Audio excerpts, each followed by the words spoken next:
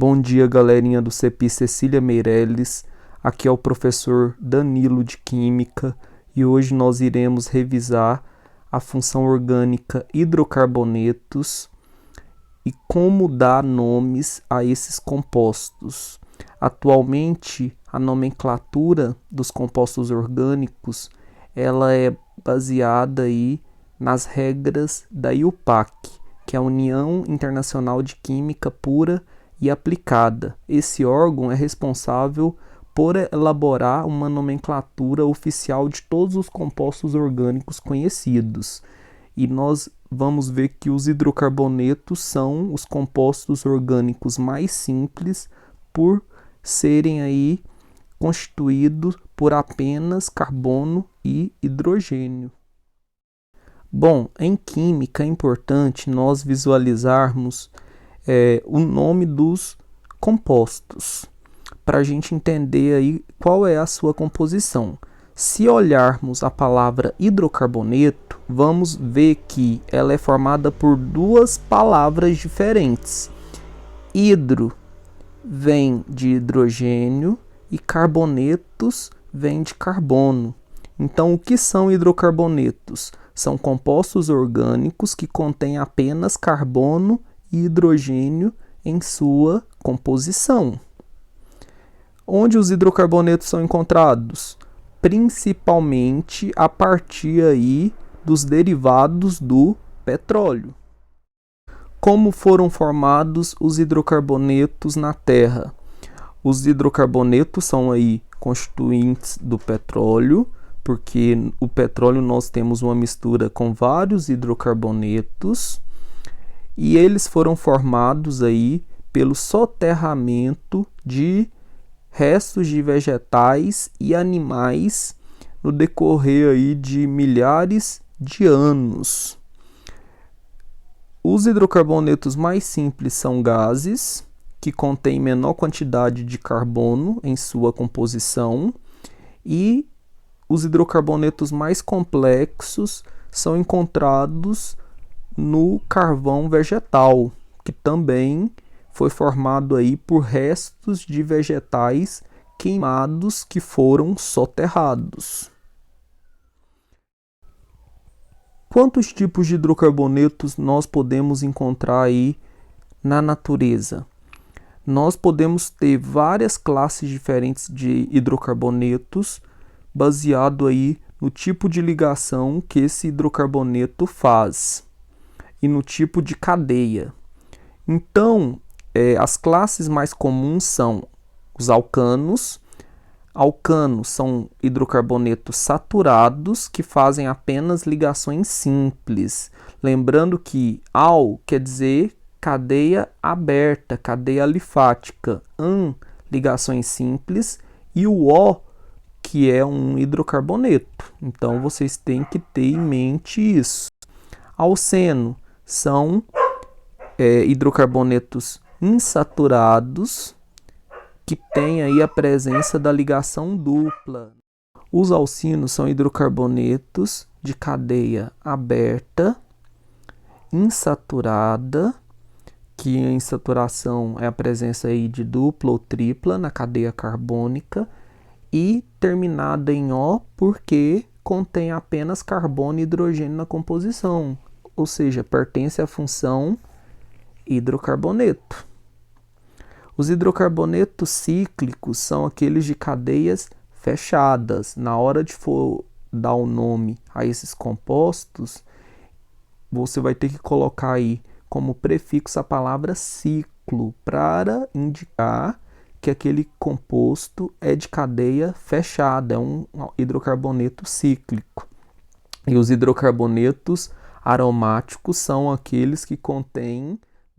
Bom, para eu dar nome a qualquer hidrocarboneto, eu tenho que saber que o nome é formado por três partes: prefixo, infixo e sufixo. O prefixo vai sempre indicar a quantidade de carbono da cadeia principal. Quem é a cadeia principal? Aquela com maior quantidade de carbonos. O infixo vai referir ao tipo de ligação entre carbonos. E o sufixo, a função orgânica, no caso dos hidrocarbonetos, todos vão terminar com a letra O. Para vocês darem nomes, vocês devem saber essa tabela abaixo. Um carbono vai sempre começar com o prefixo met, 2 carbono, et, 3 carbono, prop, 4 carbono, but, 5 carbono, pent, 6 carbono, ex, 7 carbono, hept, 8 carbono, oct, 9 carbono, non, 10 carbono, dec, 11 carbono, undec, 12 carbono, dodec. Então, vocês precisam memorizar essa tabela para dar nome à cadeia principal. A quantidade aí de carbono indica o prefixo. Então, se eu pegar o composto metano, que é o gás encontrado no petróleo, met, quer dizer o quê? Que tem um carbono, an, que faz apenas ligações simples, O, que pertence à função hidrocarboneto, etano, eu posso identificar aí pelo nome que et, contém 2 carbono na composição, an, só faz ligações simples, O, pertence à função hidrocarboneto. Como que eu faço para mim dar nome a um hidrocarboneto? A primeira coisa que eu devo fazer é contar a quantidade de carbono na cadeia principal. Vamos olhar esse exemplo e vamos dar nome a essa estrutura. Então, começo contando a quantidade de carbonos na cadeia principal. Se eu pegar aí em linha reta, eu vou ver que tem apenas 5 carbonos. Se eu pegar encurvado, eu verei que tem 6 carbonos. A cadeia principal é aquela que contém a maior quantidade de carbono. Então, vamos contar. Dá 6. 6, eu vou na tabela e olho. Qual vai ser o prefixo? Ex, de hexacampeão. E aí, eu já sei o prefixo. Eu olho o tipo de ligação para saber o que agora? O intermediário, o infixo. É só ligações simples, então vai ter sempre aí a palavra an. E é um hidrocarboneto, porque só tem carbono e hidrogênio na composição, termina em O. Porém, ao olhar, eu vejo que no carbono número 3 eu tenho um radical, um substituinte metil. Toda vez que eu tiver uma ramificação, essa ramificação ela vai trocar o O. Por exemplo, seria o metano, que perdeu um hidrogênio e virou aí o radical metil. Os radicais ou grupos substituintes são as ramificações que aparecem ligadas à cadeia principal. Esse radical ele é obtido retirando um hidrogênio do alcano correspondente. Embaixo aí nós vemos o radical metil, que contém apenas um carbono. Ele seria o metano que perdeu um hidrogênio e virou o metil. Vemos também aí os radicais etil, propil, butil. Se analisarmos, seria os alcanos, correspondente aí que eu conto a quantidade de carbono, onde eu troquei o O pelo IL, para indicar que é uma ramificação, é um grupo substituinte que vai receber o nome de radical. Vamos agora dar nomes a esses exemplos. No primeiro exemplo, eu tenho aí uma cadeia principal linear. Se eu contar de qualquer lado, eu vou ver que a cadeia possui 6 carbono. Então, eu sei que o prefixo vai ser ex. O intermediário, que é o infixo, eu olho o tipo de ligação e vejo que é apenas ligações simples, an. E o sufixo, é só eu olhar a composição e vejo que é um hidrocarboneto, então termina em O. Se eu juntar, eu tenho a palavra hexano como nome desse hidrocarboneto. No segundo exemplo, é o mesmo raciocínio. Eu devo contar aí os carbonos da cadeia principal.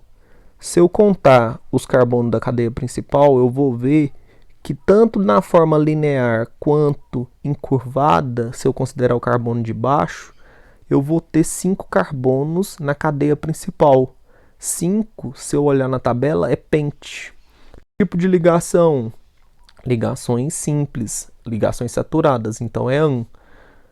E é um hidrocarboneto também, porque só contém carbono e hidrogênio na composição.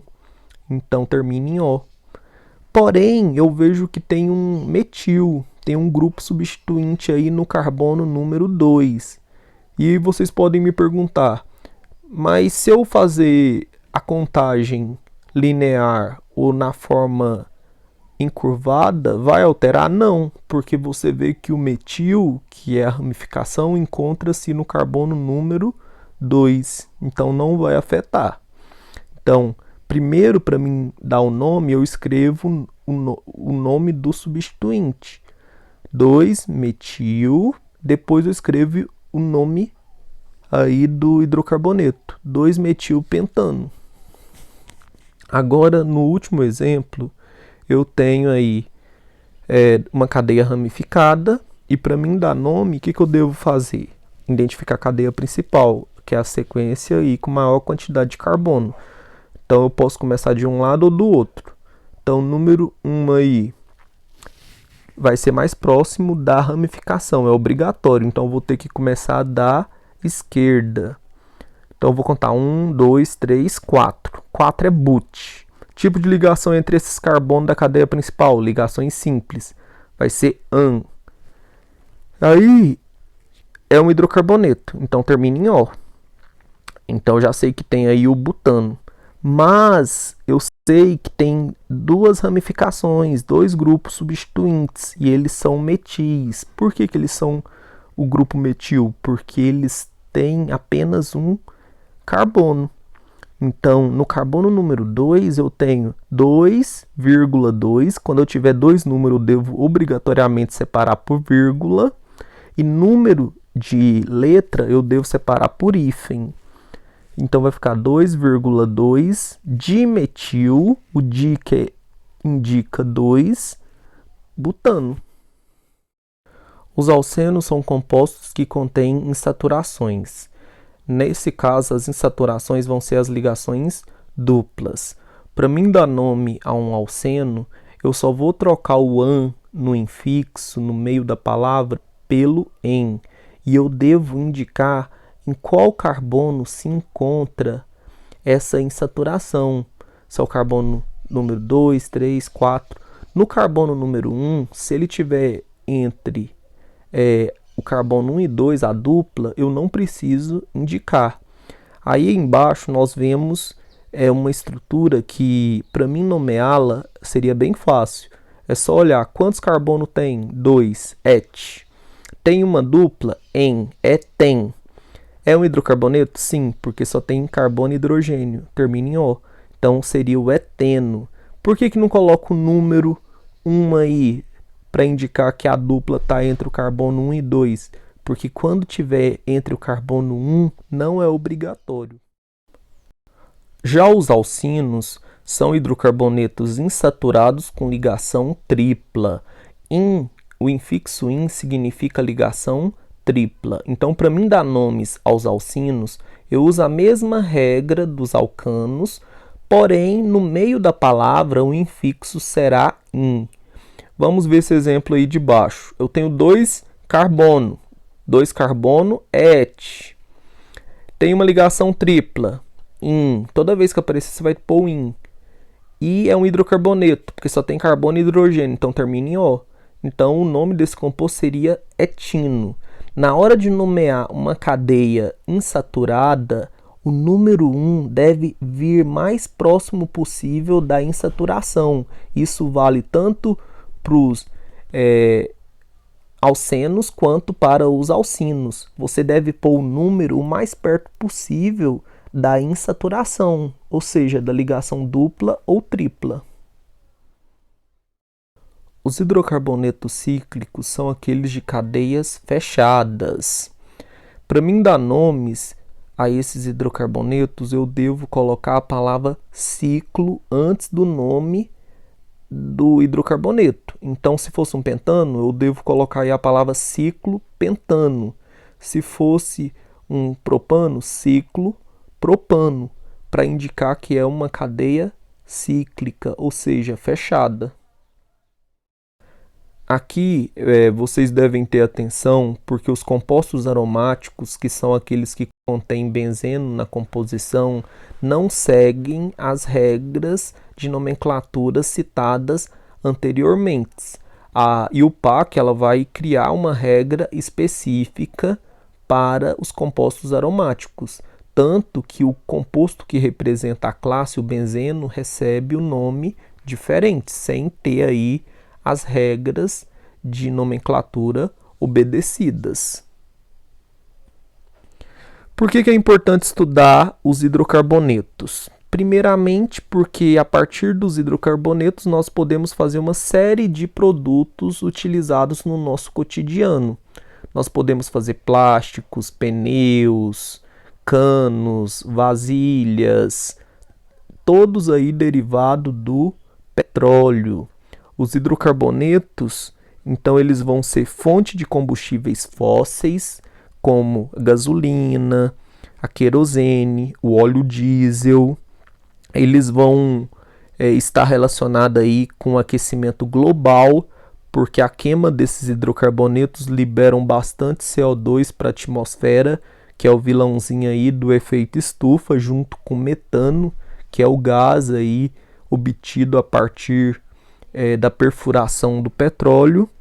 E nós podemos também, a partir dos hidrocarbonetos, obter vários solventes que é utilizado para fazer fragrâncias, detergentes e até medicamentos. Muito obrigado, e era só um resumo para tentar aí finalizar essa parte. Então, até mais, bons estudos.